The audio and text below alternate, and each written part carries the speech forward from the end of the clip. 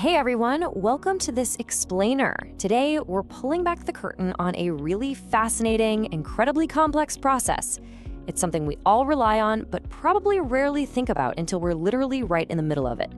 I'm talking about hospital renovations. Think about it. When you walk into a beautifully upgraded clinic or maybe a massive new hospital wing, you're just seeing the finished product, right?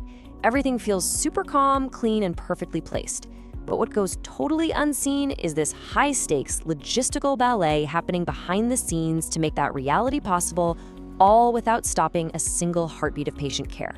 So let's dive into the seamless integration of healthcare renovation and furniture logistics and discover why the delivery of just a single bed can be as critical as the blueprint of the building itself. So let me ask you this. What if one delayed furniture delivery could postpone the opening of an entire hospital department? Seriously, it happens way more often than many people realize. And the stakes, they are incredibly high.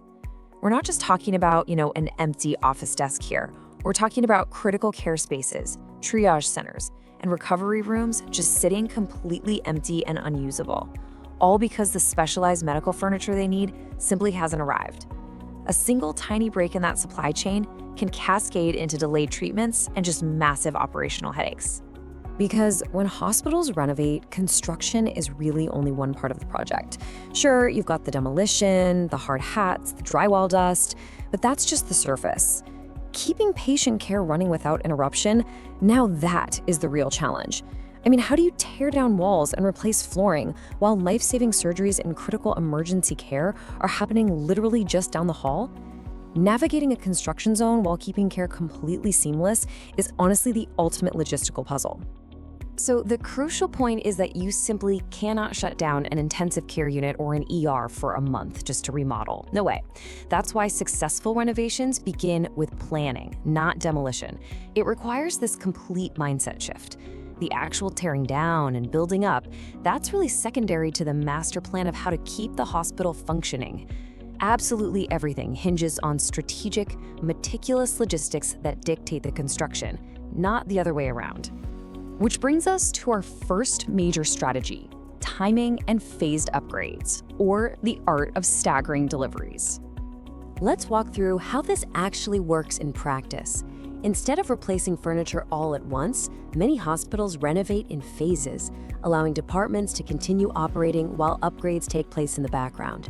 It's kind of like playing a massive, high-stakes game of musical chairs, shifting patients and staff to temporary or newly finished areas. And the glue holding this whole shebang together, it's carefully aligning those furniture deliveries with the renovation schedules. It becomes this continuous, rotating cycle of upgrading and occupying. Like I said, furniture deliveries are carefully aligned with renovation schedules so products arrive exactly when they're needed.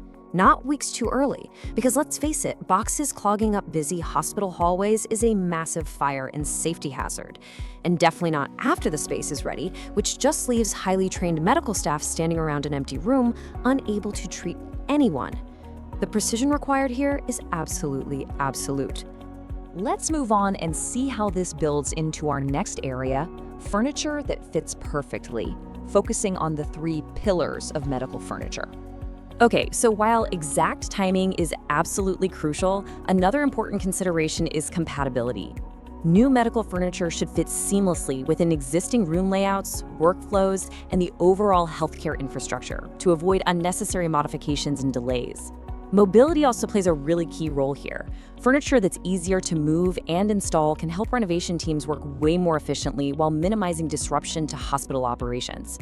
And finally, standardization.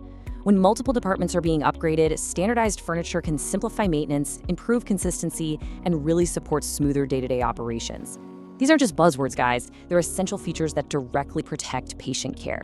And that perfectly sets up our final section, keeping healthcare moving, which really is the ultimate goal of any renovation. At the end of the day, hospital renovations aren't just about creating new spaces with fresh paint and modern lighting.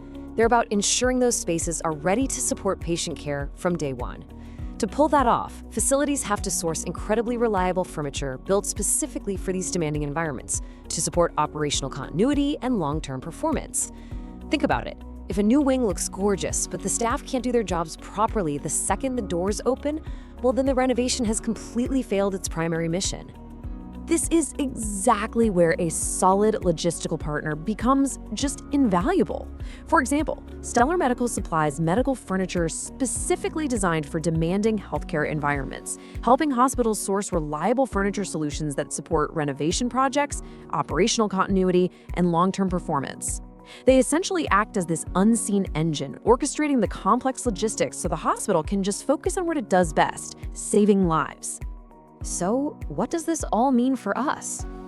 Well, the next time you walk through a newly renovated clinic or a brand new hospital wing, I hope you remember the invisible logistics, the perfectly timed deliveries, and the specialized equipment that made it all possible.